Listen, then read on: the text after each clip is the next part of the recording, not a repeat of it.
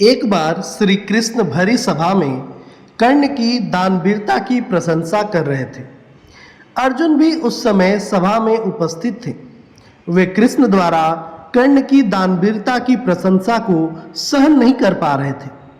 भगवान कृष्ण ने अर्जुन की ओर देखा और पल भर में ही अर्जुन के मनोभाव जान लिए।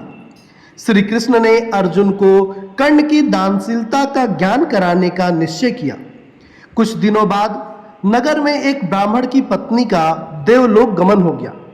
ब्राह्मण अर्जुन के महल में गया और अर्जुन से विनती करते हुए कहा, धनंजय, मेरी पत्नी मर गई है। उसने मरते हुए अपनी आखिरी इच्छा जाहिर करते हुए कहा था कि मेरा दाह संस्कार चंदन की लकड़ियों से ही करना। इसलिए क्या आप मुझे चंदन की लकड़ियां दे सकते हैं? ब्राह्मण की बात सुनकर अर्जुन ने कहा, क्यों नहीं? और अर्जुन ने तत्काल कोषाध्यक्ष को तुरंत 25 मन चंदन की लकड़ियां देने की आज्ञा दे दी।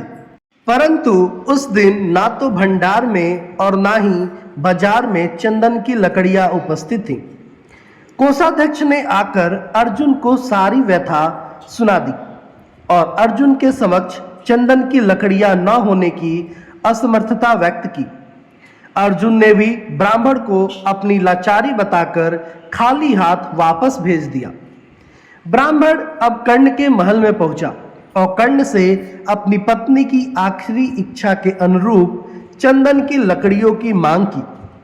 कर्ण के समक्ष भी वही स्थिति थी। ना तो महल में और ना ही बाजार में कहीं चंदन की लकड़ियां उपस्थित थीं।